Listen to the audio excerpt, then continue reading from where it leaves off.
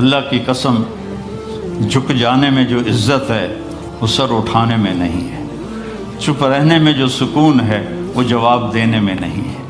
ایک عورت نے پوچھا یا رسول اللہ میرے خامند کا میرے اوپر کیا حق ہے؟ آپ نے فرمایا تیرے خامند کے جسم پہ پھوڑے نکل آئیں اور ان میں گندا پانی جمع ہو جائے اور تو زبان سے چاٹ چاٹ کے اس کے زخم صاف کرے تو بھی تو نے خامند کا حق ادا نہیں کیا۔ دونوں کو بیلنس کیا ہے۔ بہترین مسلمان وہ ہے جس کا بیوی کے ساتھ اچھا سلوک ہو۔ جب تک آپ کو صبر اور برداشت کرنا نہیں آئے گا آپ کی زندگی خوبصورت نہیں ہو سکتی۔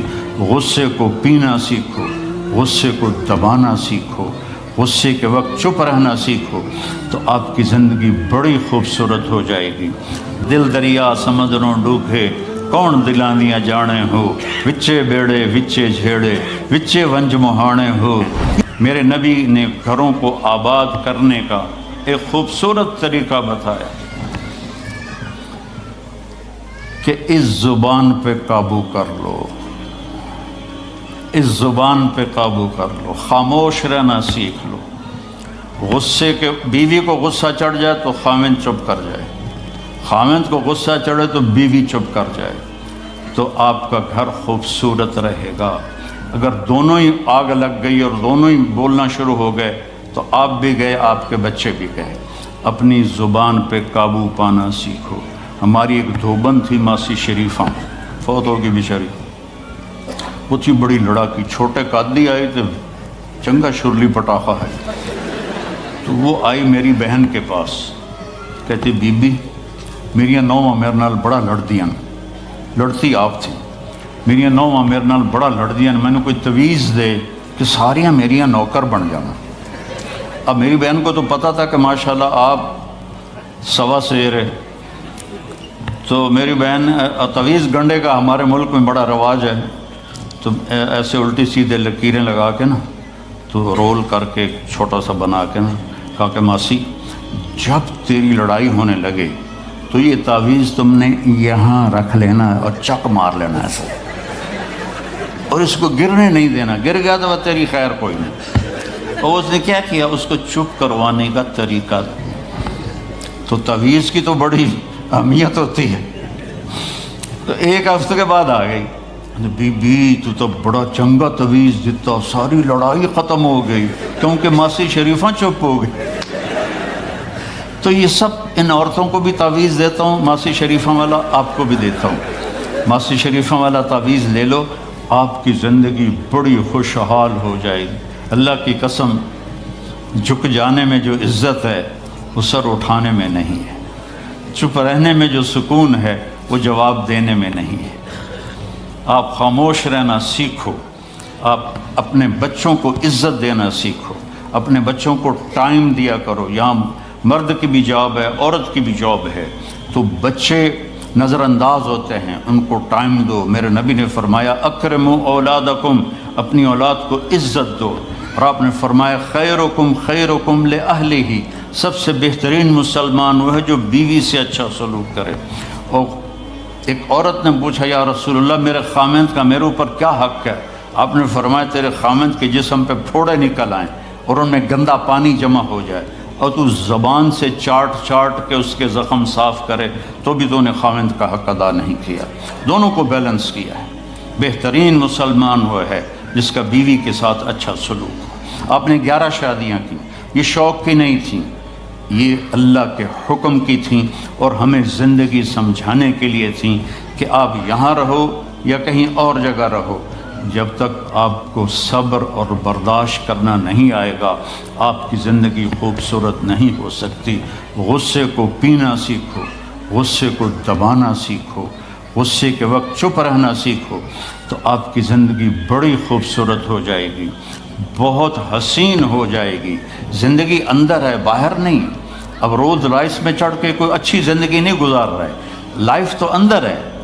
دل دریا سمندروں ڈوبے کون دلاندیاں جانے ہو، وچے بیڑے وچے جھیڑے وچے ونج مہانے ہو۔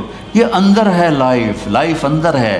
اور کیا لطف انجمن کا جب دل ہی بجھ گیا ہو، جب اندر بجھا ہوا ہو تو پھر باہر کی چیزیں کوئی مزہ نہیں دیتی۔ عاصم کے مرنے کے بعد ہمیں کوئی شے اچھی نہیں لگتی، حالانکہ لائف ہر نعمت موجود ہے، سب کچھ موجود ہے۔ میرے بیٹے کا نام عاصم تھا جو فوت ہوا ابھی، جو 36 سال کی عمر میں، تو کوئی شے اچھی نہیں لگتی کہ اندر ویرانی آ گئی۔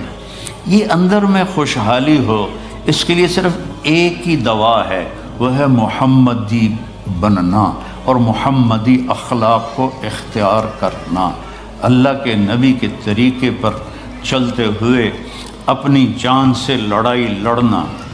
ایک ہمارا دوست تھے، وہ تبلیغ میں گئے تو ان کو داڑھی رکھنے کا شوق ہو گیا، اب بیوی ان کی رکاوٹ بنے، کہ داڑھی رکھو گے تو مجھے طلاق دینی ہوگی۔ اب وہ کافی دیر بیچارے سوچتے رہے، ایک دن ان کو ترکیب سوچی، آ کے بیگم سے کہنے لگے میرا جی چاہ رہا ہے کہ میں دوسری شادی کروں، لیکن میں سوچتا ہوں پہلے داڑھی رکھوں یا پہلے شادی کروں۔ تو ان کی بیگم نے کہا پہلے داڑھی رکھ لو، پہلے داڑھی رکھ لو۔ تو ایسے اپنی بیگمات کو مناؤ پیار محبت سے۔ عزت تو نبی کے طریقے میں ہے، نبی کا طریقہ چھوڑ کے میرا والد مجھے ڈاکٹر بنانا چاہتا تھا، تو آج میں یہاں کھڑا ہوتا، اگر میں ڈاکٹر ہوتا، میرا چھوٹا بھائی ڈاکٹر ہے، بہت اعلیٰ ڈاکٹر ہے، تو میں یہاں کھڑا ہوتا۔ مجھے یہاں میرے نبی کا طریقہ لے کر آیا ہے، میرے نبی کی سنت لے کر آئی ہے، میرے نبی کی زندگی لے کر آئی ہے، اور آپ جس محبت سے تشریف لائے ہیں اس کے پیچھے میرے نبی کی زندگی ہے۔ تو اللہ کی قسم عزتوں کا خزانہ ہے میرے نبی کی پاکیزہ زندگی۔ تو آپ نے ہمیں پوری زندگی گزار کے دکھایا۔ حضرت عائشہ کی دلداری فرما رہے ہیں، عائشہ انہو لیہون علی ان اریتک زوجتی فی الجنہ، عائشہ مجھے تو جب سے پتہ چلا ہے تو جنت میں میری بیوی ہے، میرے لیے تو مرنا ہی آسان ہو گیا ہے۔ بھلا جس نے رب کو دیکھا ہو اس کے لیے کسی اور کی حاجت رہ جاتی ہے؟ باقی یہ صرف دلداری کے لیے تھا۔ ایک دوسرے کی تعریف کرو، ایک دوسرے کے لیے اظہار محبت کرو۔ آج کا ماحول ایسا ہے، بیگم سے کہو گے آئی لو یو، کی خیرت ہے کیوں ہے؟ وہ تم سے کہے گی آئی لو یو تو تم بھی پوچھو گے خیرت ہے، کوئی چکر تو نہیں آ رہے؟ اظہار کرو، اظہار محبت کرو، اس سے آپ کے پاؤنڈنگ ہوگی۔ اولاد کو ماں باپ سمجھتے ہیں بس ہماری اولاد ہے، ہمیں ان سے پیار ہے، ان کو عزت دو، ان سے اظہار محبت کرو۔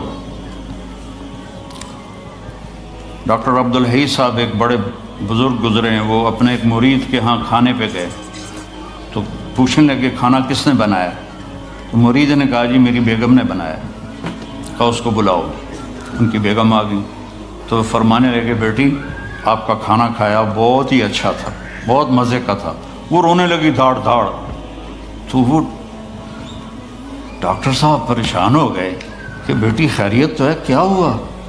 تو وہ کہنے لگی حضرت آپ کے مرید کے پاس مجھے 30 برس ہو گئے، 30 سال، کبھی ایک دن اس نے میری کسی چیز کی تعریف نہیں کی۔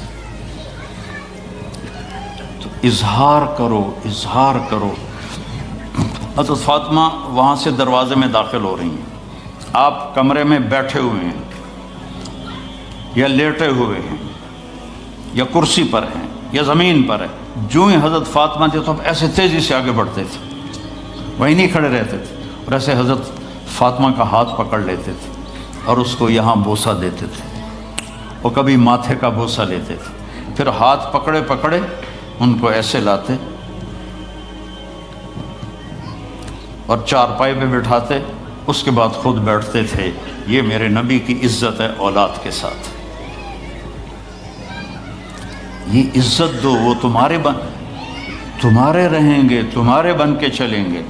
ان کو نصیحت کی ضرورت نہیں ہے، ان کو تمہارے پیار کی ضرورت ہے۔ اور جب اللہ کے نبی حضرت فاطمہ کے گھر جاتے تو حضرت فاطمہ یہ کرتی تھی، وہ کھڑی ہو جاتی، آگے بڑھ کر اللہ کے نبی کے ماتھے کا بوسہ لیتی، پھر ان کا ہاتھ پکڑ کے ان کو چارپائی پہ بٹھاتی پھر خود نیچے بیٹھتی تھی۔ تو اظہار بہت بڑی دوا ہے، بہت بڑی غذا ہے۔ انسان محتاج ہوتا ہے اچھے کیے کہ وہ تعریف چاہتا ہے، خوشامد نہیں ہے، خوشامد حرام ہے، اور تعریف واجب ہے کہ اس کی حوصلہ افزائی کرو۔ تو یہ آپ کے بڑے گھر سے اور بڑی گاڑیوں سے آپ کی زندگی خوبصورت نہیں بنے گی، نبی پاک صلی اللہ علیہ وسلم کی مبارک زندگی کو اپنانے سے آپ کی زندگی خوبصورت بنے گی۔ باقی سب دھوکہ ہے، میرے رب کی قسم، سب فریب ہے۔